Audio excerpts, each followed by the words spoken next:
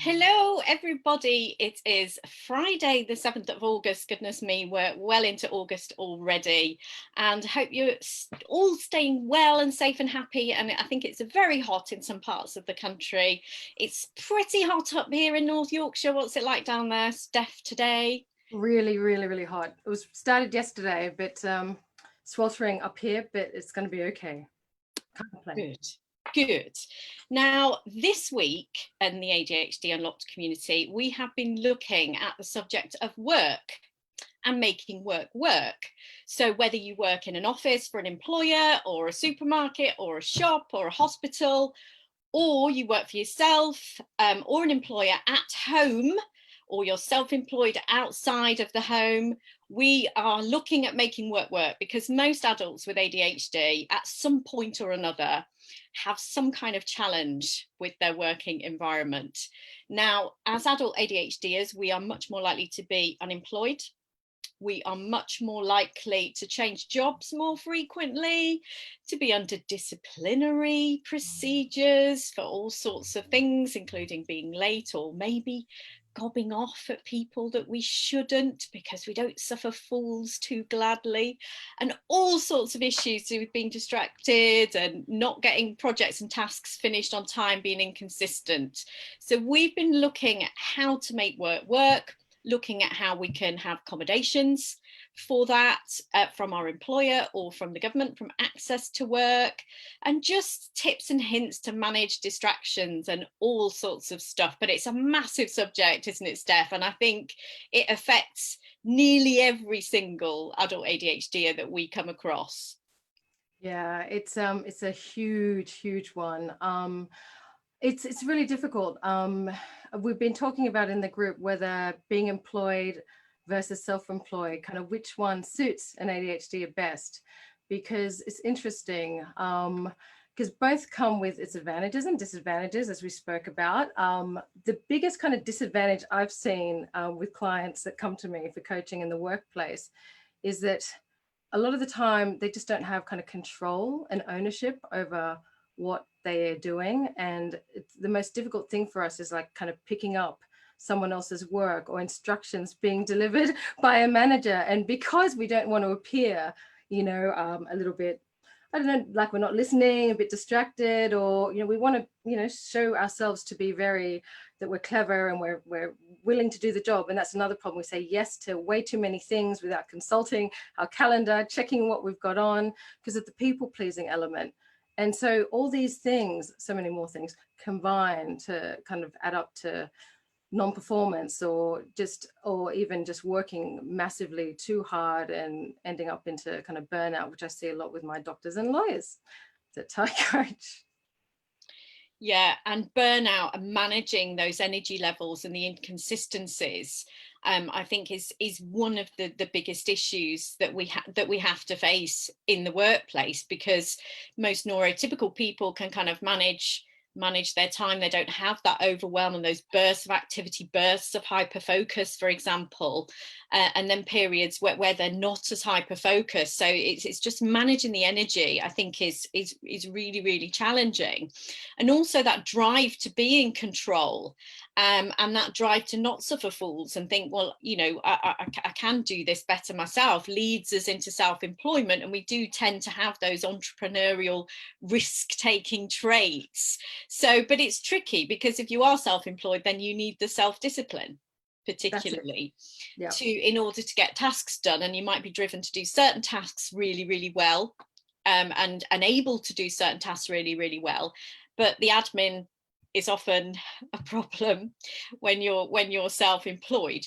But there's quite a bit we can do on either side, isn't there, to try and help kind of mitigate some of the challenges. And there's a big question, isn't there, within the community as to whether you disclose your ADHD to other clients or teammates or your employer. And that can be a real issue. And I can see both sides, because if you do disclose to your employer, your manager, if they're understanding, HR, you get that support. And often that can be, well, not often, but frequently and increasingly as awareness grows, but nowhere near enough, you can get some of the support you need. However, some people have found they've been discriminated against. So we've got a real tangled mess here. So Steph, I haven't been in the workplace. I've worked for myself for many, many years, because I found in my 20s that I didn't suffer fools and managers that were not very competent. And I preferred to manage my own time and my entrepreneurial abilities. But you, Steph, have worked in the workplace and you have had that issue with job sharing, etc. So where did you start to kind of tackle this issue really in the workplace for a large employer? Yeah, it's quite difficult. I didn't know when I first went into the law, I didn't know I had ADHD. But I was lucky enough to be one of the kind of workaholic type ADHDers that you often see in the law and in medicine. And I just was so driven to do a good job. And I was so petrified of missing something, because for a while there I was in kind of property law and we had all these settlements. And I had to make sure I brought all the documents with me. And if there was one document missing, right, you could hold up massive transactions. And so that kind of responsibility, that pressure was huge and very, very stress inducing, but at the same time, right, like with ER, ADHD is an ER, that kind of stress, urgency, it's on me, the stakes are really high, right? So that's probably how I kept going. That's probably how I was able to do what I needed to do, because, with our ADHD, it's situational. And when we do have the urgency and the high stakes, we tend to just get it together because we have no choice, which often comes up, right? In coaching too, and in ADHD Unlocked, the more choices that we have, the more time we have to do things. That's when we become unstuck. But it's like, what is it? Damned if you do, damned if you don't, because we need time. We need time to plan. We need time to pause, step back, ask ourselves, hang on, what's being required of me here? What do I actually need to be doing? What is going to be fit for purpose, as opposed to, oh my God, I've been asked to do something. And your first kind of reaction, right, is I've got no idea. And then you just go and look for things. I see this so much with students, right? Just try and get all the information. And they spend so much time doing that because of the fear that they can't kind of get it together. They don't know anything. It takes so long. And then before you know it, the report or whatever else is due the next day, and you haven't even started because you've just been gathering. So yeah, it's difficult. It's really difficult. Yeah, and this is why, Steph, so many ADHDers end up in these high octane jobs, as you've just said, because the dopamine starts flowing for our brain to work when we are under that high pressure environment. So, you've got traders, you've got journalists, you've got all the emergency room staff, paramedics, all of that kind of, lastminute.com kind of jobs. And we are really good in a crisis. We are great at thinking on our feet on the whole, and we are really good at pulling it together at the last minute because we find it so difficult to prepare in advance. So one of the tools that you can use to try and mitigate that is to have false deadlines. So if you know there's a deadline coming up, you have an accountability buddy that you would work with in the workplace, and that you would make commitments, as I've done with you in the past, Steph. I've got to get this done, or you're going to tweet that I haven't done it, which I've asked you to do for me.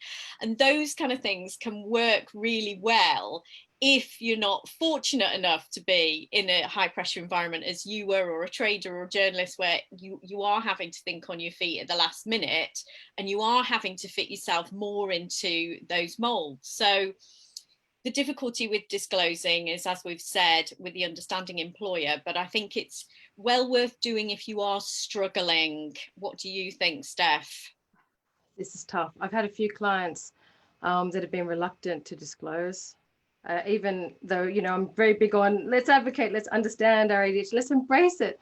But the reality is that a lot of employers just aren't ADHD aware. They're really not. And so the fear is particularly in the professions like medicine and law, right? Where you are advisors, you're meant to have it all together. You're not meant to make it, my God, if you make a mistake, Jesus, is like the worst possible thing in the world for a lawyer or a doctor.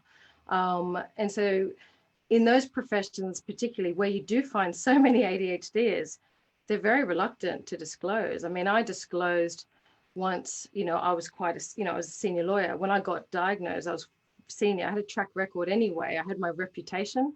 So that kind of was behind me. I felt comfortable to disclose because I had a track record. But many, a lot of ADHDers, especially early on, they need to be disclosing early on to get the support that they need in order to, create a track record, right? I was lucky because perseverance is one of my signature strengths. I like to get things done. I like to do things. So I was lucky in that sense, as well as my support networks I guess I had. But yeah, there's a lot of stigma. I know there's one client, a doctor, that disclosed, and she found that she was starting to get accommodations that just weren't actually helping her. If anything, they were hindering her, because extra meetings were being put on that kind of stopped her from doing what she was like. She'd be in the middle of something, or maybe kind of thinking through a case, and then she has to have a meeting, she has to drop everything. And as we know with ADHD, you break that kind of hyper focus. For us, it's like shattered glass. To be able to pick up all those pieces again, it's so like anxiety provoking, and it takes us even longer. So yeah, the awareness is so important. And the thing is, it's not a one size fits all with your employees. So we build that awareness. People think, oh, I know what an ADHD employee needs. And then so, with the case with your doctor client, and it's a case of just communicating, say, look, these are the challenges that I'm having. How can we work together, as a team, so that you can get the best out of me and really get the most out of my strengths? If my challenges are supported, and I will fly, and I'll be a very incredibly valuable member of the team if I'm just supported in this way.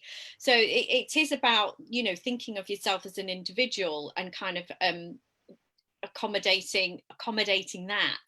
But I just wanted to pick up something that Emily has just said in the chat, which I think is really interesting. I've come to the conclusion that if I had to change job, and that she was diagnosed while she was in this one, she would disclose straight away. She'd rather it was an issue straight away. They're getting in there, building relationships, thinking it would be fine, and then disclosing and it not going how she expected. And at least if they were going to be awful about it, then she'd know, which I think is a really interesting point for us to all to ponder on. And I just wanted to pick up something from Billy as well, who said in the chat that he has been disclosing recently to his key colleagues, and he's found it really liberating. They've been really supportive, and they want to know how they can help. So I think it's a case of sometimes rehearsing that speech, really. Who are you going to tell? How are you going to communicate that you have ADHD? How are you going to communicate that you've got certain strengths that it brings as well, and you've just got a different brain? And maybe planning out that conversation, rehearsing it in advance, because it is going to be a difficult conversation, and more often than not it probably go better than you think it will. Yeah, the rehearsal, the role play is really important. I actually do a lot of that in coaching for workplace conversations, particularly the crucial ones. And that really helps to rehearse those conversations, know your points. Preparation, yeah, it's key for us. We really do need to take the time to think about, what it is we actually want from any given situation, any meeting, but particularly your role, your job at work, right? A lot of us ADHDers, for all kinds of different reasons, get into a job not really thinking it through so much. I know that for instance, for myself, I just was on autopilot. I just kind of went into anything that I got into, and I did well. And my parents obviously were very kind of pushing me to do medicine or law, that type of family. And I got into law. So I did law. Not that I actually really wanted to do it, but I was on autopilot. I just did what was available, the highest kind of mark that I could, get into that one. But it's really important though, once you know who you are, what your strengths are, right? What you actually want, because for us ADHDers, remember, authentic interest is the fuel for our brains. It's what, we're going to make sure that we're going to be engaged if we're doing something we really enjoy. Make your passion your profession, they say, and it's so true for us. So it's so important, yeah, not to just jump into the first job or the next job, but to work out, well, hang on, what is it that I actually want? What skills do I have to bring? What strengths? And then making sure when you do those interviews that you get really clear about, what it is that you're going to be doing, and how that employer will be best served, and how you'll be best served. Which role would that be? What does that look like? yeah, so if you can do that, but again, not easy without support. No, not easy at all. And it's back to each case on an individual level, you know, how secure your job is, you know, what your role is, etc., you know, the personalities of the people involved in the workplace. But when you are sort of stepping back and having a think about what work is working for you, I like to think, where is it and what am I doing? What tasks am I doing when my ADHD is less of an issue?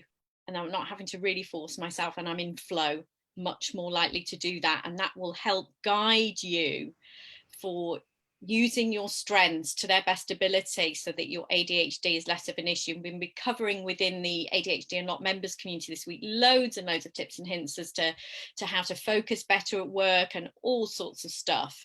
Now, on the subject of access to work, in 15 minutes time at 1 p.m, on Zoom, and if you go into the Facebook group, the event is there, and you can log in using the Zoom details.